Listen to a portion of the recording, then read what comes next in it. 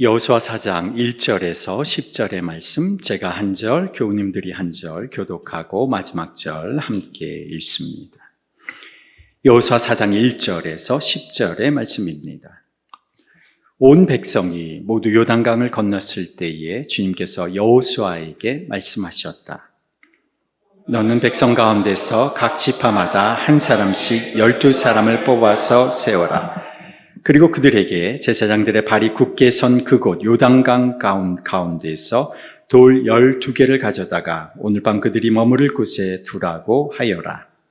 여호수아는 이스라엘 자손 가운데서 한 사람씩 세운 그 12사람을 불러서 그들에게 말하였다.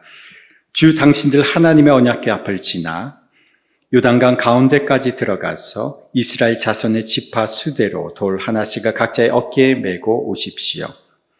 이것이 당신들에게 기념물이 될 것입니다. 훗날 당신들 자손이 그 돌들이 지닌 뜻이 무엇인지를 물을 때에 주님의 언약궤 앞에서 요단강 물이 끊기었다는 것과 언약궤가 요단강을 지날 때에 요단강 물이 끊기었으므로 그 돌들이 이스라엘 자손에게 영원토록 기념물이 된다는 것을 그들에게 말해 주십시오. 그래서 이스라엘 자손은 여호수아가 명령한 대로 그들은 주님께서 여호수아에게 말씀하신 대로 이스라엘 자손의 지파수에 따라 요단강 가운데서 돌 12개를 메고 나와서 그것들을 그들이 머무르려는 곳까지 가져다가 그곳에 내려놓았다. 여호수아는 요단강 가운데 언약궤를 메었던 제사장들의 발이 머물렀던 곳에 다른 12개의 돌을 세웠다. 그 돌들이 오늘까지 거기에 있다. 주님께서 여호와서를 시켜 백성에게 명령하시니 곧 모세가 여호수아에게 지시한 일이 그대로 다 이루기까지 궤를 맨 제사장들이 요단강 가운데에 서 있었다. 백성은 서둘러 강을 건넜다. 아멘. 우리나라를 세계 지도에서 찾아보면 참 우리나라가 작은 나라인 것을 알게 됩니다. 한반도 전체를 지도상에서 보아도 주변의 중국, 몽골, 러시아 사이에서 정말 왜소합니다. 그것도 남과 북으로 분단되어 있어서 대한민국 영토는 아이들 표현대로 정말 코딱지만큼 작아 보입니다. 그러나 우리나라도 한때 영토가 꽤 넓었던 적이 있습니다. 지금 중국의 그 만주 일대 거의 전 지역, 지금 중국의 연변, 선양, 단둥, 지린성까지 이 포함하는 그 광활한 지역을 다스렸던 때가 있었습니다. 그때가 고구려 시대입니다. 한반도 전체보다도 더 훨씬 큰 만주 지역 전역을 우리가 차지하고 있었습니다. 어떻게 그것을 알 수 있느냐? 고구려의 광개토 대항 때 장수왕 때 우리나라가 그 지역을 다스렸다고 하는 기록이 중국과 한국의 문헌에 기록되어 있습니다. 그러나 무엇보다도 그곳이 고구려의 영토였다는 것을 증명해 주는 결정적 증거가 광개토 대왕비입니다. 중국 본토 지린성 한가운데 들판에 서 있는 이 광개토 대왕비가 그곳이 고구려의 영토였음을 아주 분명하게 증명해 주고 있습니다. 그 비석에 쓰여 있는 비문의 내용을 보면 고구려의 장수왕이 선왕인 광개토 대왕을 기리는 내용이 적혀 있습니다. 왕의 은택이 하늘까지 미쳤고 위엄은 온 세상에 떨쳤다. 나쁜 무리를 쓸어 없애자 백성이 모두 생업에 힘쓰고 편안히 살게 되었다. 나라는 부강하고 풍족해졌으며 오곡이 풍성하게 익었다. 그런데 하늘이 이 백성을 어여삐 여기지 아니하여 39세에 세상을 버리시고 떠나시었다. 이것이 고구려 광개토 대왕비에 있는 맨 앞부분의 비문입니다. 이 기념비가 지금 중국 지린성에 우뚝 서 있습니다. 높이가 6.4m, 그 바닥에서부터 하면 7.5m에 그 무게가 37톤이나 되는 거대한 비석이어서 거기를 방문하는 사람의 기념사진을 찍으면 사람이 굉장히 왜소해 보입니다. 저도 실제 크기 그대로 이 기념비를 재현한 실물 비석을 보았는데 서울릉 옆에 가면 한 식당 사장님이 그 가게 마당에 이 광개토 대왕비를 실제 크기로 세워 놓았습니다. 근데 정말 어마어마합니다. 이 식당 사장님이 우리나라에서는 이런 큰 돌을 구할 수가 없어서 중국에 가서 실제로 그 근처 지역에 그런 큰 돌들이 있대요. 직접 비슷한 크기의 돌을 구해서 광개토 대왕비에 쓰여진 비문 그대로 중국 석공에게 의뢰를 해서 새겨서 바지선에 실어서 한국으로 가져오셨습니다. 정말 어마어마하게 큽니다. 그런데 이 광개토 대왕비가 국립중앙박물관에 가면 디지털로 이 광개토 대왕비를 그대로 실물 크기로 복원해서 탁본과 함께 전시해 놓았습니다. 방학 중에 아마 자녀들과 함께 가보셔도 좋을 것 같습니다. 대륙의 그 광활한 영토를 가지고 있는 중국 사람들 앞에서 늘 작은 나라 변방의 소국이라고 치부되는 우리들이 까불지 마. 우리도 한때 이 만주 지역을 다 가지고 있었어. 이렇게 지지 않고 한마디 받아칠 수 있는 것이 바로 이 고구려 때문에 그렇습니다.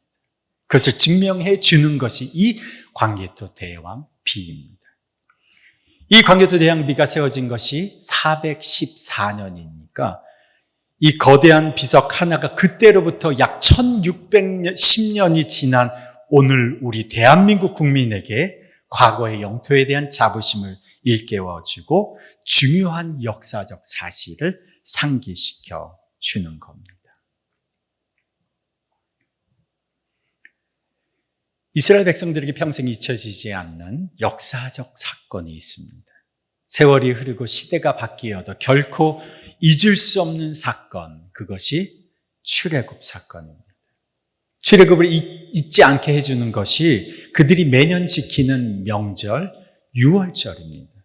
6월절을 지키면서 그들은 매년 그 출애굽 때를 재현합니다. 초막을 만들어서 거기에 머물면서 그리고 출애굽의 그 시대를 상기합니다. 그런데 이 출애굽 사건과 더불어서 이스라엘 백성들이 기억하는 또 하나 역사적 사건이 무엇이냐? 그들이 광야 생활을 마감하고 이제 약속의 땅 가나안으로 들어가는 요단강 도하 사건입니다. 우리는 요단강이라고 하는 단어를 이 땅에서의 삶을 마감하고 천국으로 향하는 그 장례식장에서 찬송으로만 우리가 익히 들었습니다.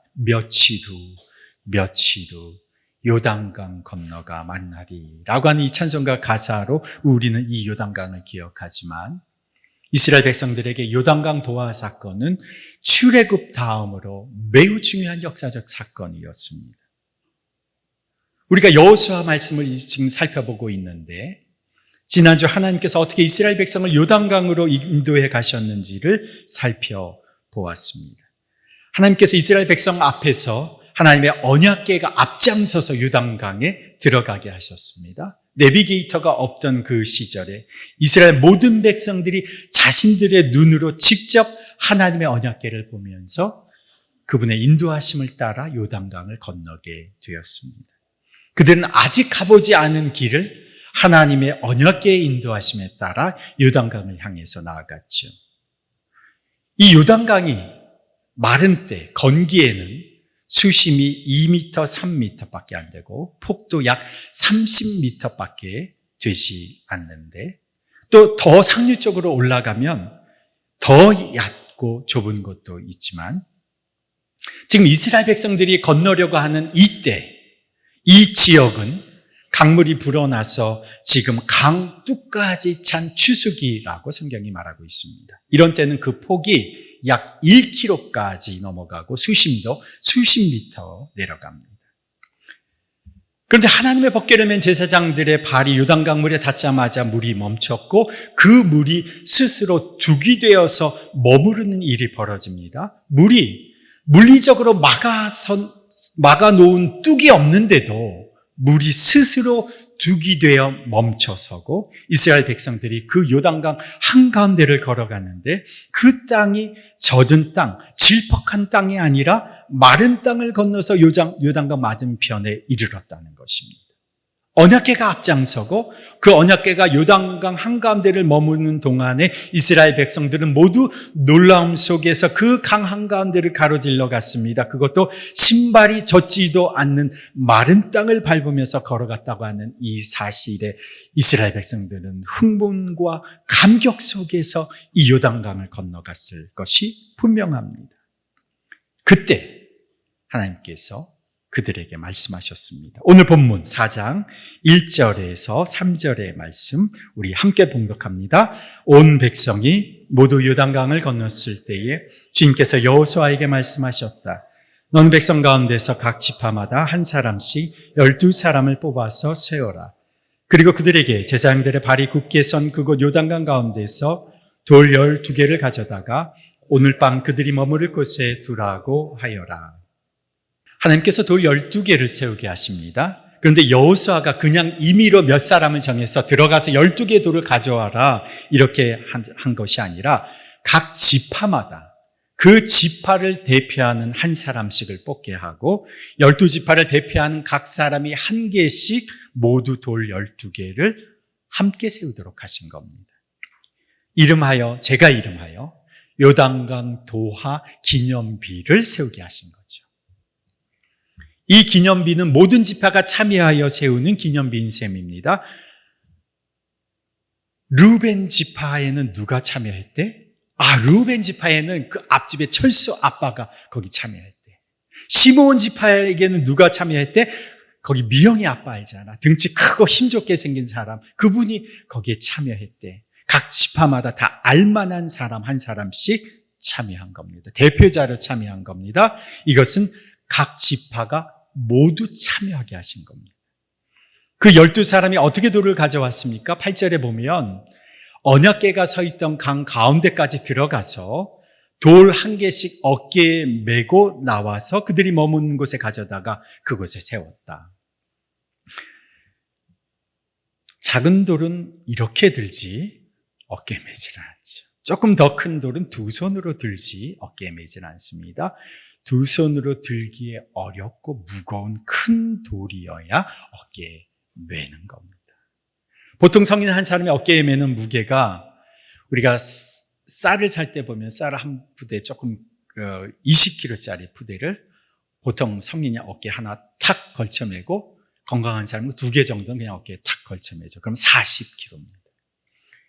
힘이 좋은 사람은 예전에 쌀 한 가마씩 100kg씩 어깨에 맬 수 있었지만 지금 이건 돌이니까 적게 잡아도 무게가 3, 40kg 정도 되는 꽤 큰 그 크기의 돌이었을 것입니다. 큼지막한 돌 12개가 그들이 요단강을 건너서 처음 진을 쳤던 곳 20절에 보면 길갈에 세워졌습니다. 이 요단강 도하 기념비를 왜 하나님이 세우게 하시는 겁니까? 하나님께서 지금 요단강을 건넌 이들에게 이 기념비를 세우게 하신 이유를 여호수아를 통해서 말씀하십니다. 4장 6절, 7절의 말씀입니다. 함께 읽습니다. 이것이 당신들에게 기념물이 될 것입니다. 훗날 당신들 자손이 그 돌들이 지닌 뜻이 무엇인지를 물을 때에 주님의 언약궤 앞에서 요단강 물이 끊겼다는 것과 요단강을 지날 때에 요단강 물이 끊겼으므로 그 돌들이 이스라엘 자손에게 영원토록 기념물이 된다는 것을 그들에게 말해 주십시오.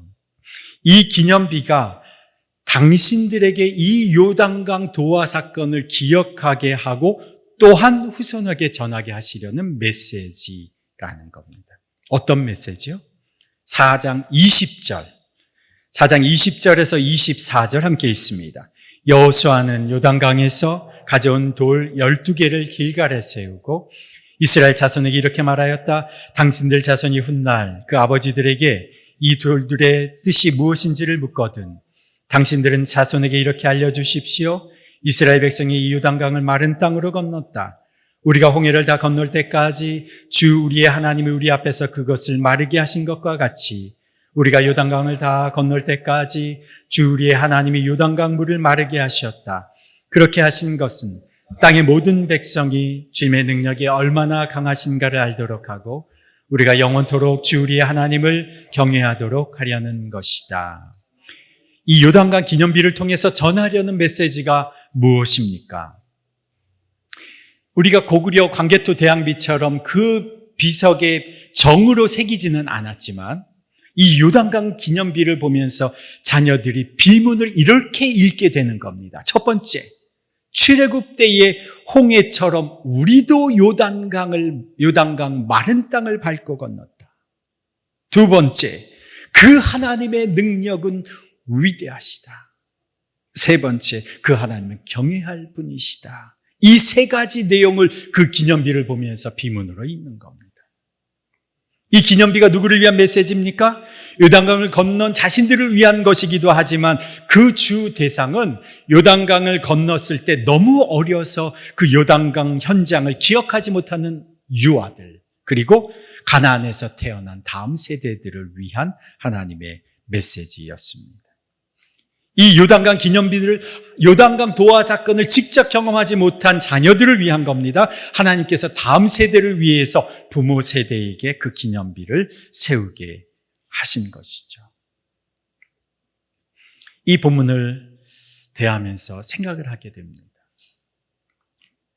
우리가 고구려 광개토 대항비처럼 1000년을 지나도 남길 수 있는 그런 거대한 기념비는 아니더라도 내 자녀, 내 손주만은 직접 보고 읽게 해줄 수 있는 그런 가시적인 우리의 기념비는 무엇이 있을까? 저는 그것이 무엇일까 고민해 보다가 우리가 우리 자녀들에게 남겨줄 수 있는 가시적 기념비, 저는 아무래도 그것이 교회 공동체가 아닐까라는 생각이 들었어요. 우리 자녀들에게, 다음 세대들에게 우리가 보여줄 수 있는 가시적 기념비는 하나님의 살아계심을 증명해주고 하나님의 인도하심을 경험하게 해주고 하나님의 역사하심을 확증해주는 그런 사람들의 공동체, 바로 교회 공동체가 아닐까라는 결론에 이르렀습니다. 우리가 다음 세대에게 살아계신 하나님의 그 대한 확실한 증거, 하나님의 능력과 역사심을 증명해 주어야 하는데 그것을 보여줄 수 있는 것이 교회 공동체 말고 이 세상에 어떤 게 있을까? 행복하고 생동감 있는 교회 공동체, 하나님의 인도하심을 그 속에서 경험하고 인도하심에 따라 순종하였더니 요단강이 갈라지는 것과 같은 그런 역사를 경험하는 곳, 하나님의 사랑이 경험되고 나누면 나눌수록 더욱 풍성해지는 사랑과 은혜가 있는 공동체, 이런 교회 공동체를 우리가 만들어서 어린이, 청소년, 청년들이 살아계신 하나님을 이 안에서 경험하게 하고 만나게 하고 그렇게 살아가야 그들의 자녀 세대에게도 이 교회 공동체를 또한 전수해 줄 수 있지 않겠습니까? 우리가 다음 세대에 물려주어야 할 우리 인생과 신앙의 기념비는 바로 미래 세대가 안전하게 하나님을 경험하고 마음껏 하나님을 누릴 수 있는 그런 교회 공동체인 거죠. 이를 위해서 우리가 하나님의 역사하심의 그 현장에서 들고 나온 큼지막한 돌 하나를 우리의 어깨에 메고 날아야 하는 거죠.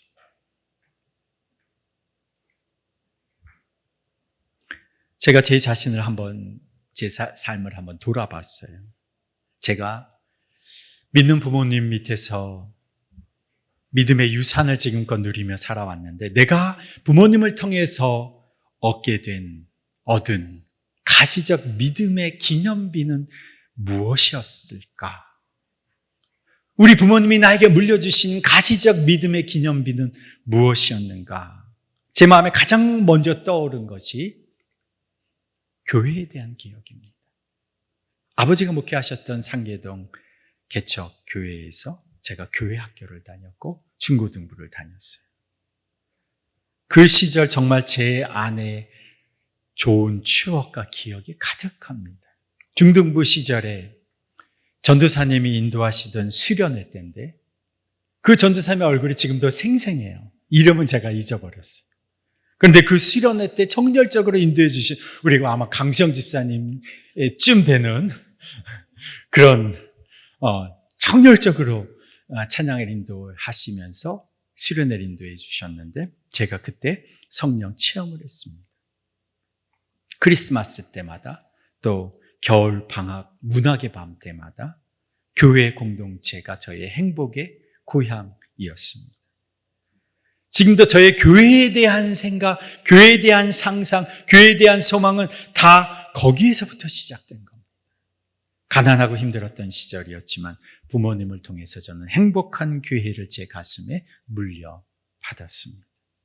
하나님의 살아계심을 경험하게 해주는 교회 공동체, 복음의 능력이 살아있음을 직접 보게 해주고 변화되는 사람들의 인생을 만나게 되고 오늘 이 시대 속에서도 주님의 말씀에 순종하였더니 여전히 하나님의 기적을 누리고 경험하게 되었다라는 고백이 살아있는 공동체, 이런 교회 공동체를 우리가 아름답게 세워 다음 세대에 물려주는 것이 우리가 물려주어야 할 가시적인 기념비가 아니겠습니까? 그런데 오늘 본문에 보면 12개의 기념비가 또 하나 나옵니다. 9절 말씀입니다. 9절 말씀 함께 읽어봅니다. 여호수아는 요단강 가운데 언약궤를 메었던 제사장들의 발이 머물렀던 곳에 다른 12개의 돌을 세웠다. 그 돌들이 오늘까지 거기에 있다. 또 다른 12개의 돌을 세웠다는 겁니다. 또 다른 기념비예요. 어디에 세워졌습니까? 요단강 한가운데. 언약궤가 머물렀던 그 자리에 12개의 돌이 세워졌습니다. 이 12개의 돌, 이 기념비는 누구를 위한 것이었을까요? 요단강을 건넜던 바로 그들을 위한 기념비였습니다. 길갈에 있는 기념비는 다음 세대를 위한 기념비였다면 지금 요단강을 건넜던 그 사람들을 위한 기념비는 그 한가운데, 강 한가운데 있는 겁니다. 왜 그렇습니까? 이 기념비, 이 돌들은 언약궤가 가나안 땅으로 들어오고 나면 그 한가운데는 뭘로 덮일까요? 다시 요단강 물에 덮이게 됩니다. 그 강물 한가운데 12돌이 있다는 것을 누구만 알까요? 요단강 물이 다 들어왔을 때 이스라엘 사람들이 직접 건넜던 사람들만 그것을 기억하는 겁니다. 그리고 건기 때 물이 빠졌을 때 그 위에 부분만 살짝 보게 되겠죠. 왜 하나님께서 요단강을 건너간 그 세대를 위하여 강 가운데 12돌을 놓게 하셨을까요? 이 12돌은 바로 이스라엘 12지파를 상징하는 돌입니다. 그 돌들이 요단강 물에 잠긴 것은 광야에서 방황했던 그들이 이제 그 물에 묻혔음을 의미하는 것입니다. 요단강을 건너기 전 광야 시대의 사람들은 이제 다 그 물에 잠기고 이제는 그들은 더 이상 과거의 시대의 사람이 아님을 말해주고 있는 것입니다. 이 요단강 물에 잠긴 12개의 돌, 이스라엘 12지파를 상징하는 이 12기념비는 물에 잠기는 이 사건, 이것이 우리에게 무엇을 상기시킵니까? 그리스도인들이 예수님을 믿을 때 우리의 옛자가 예수님과 함께 죽었음을 공적으로 고백하는 세례를 상기시킵니다.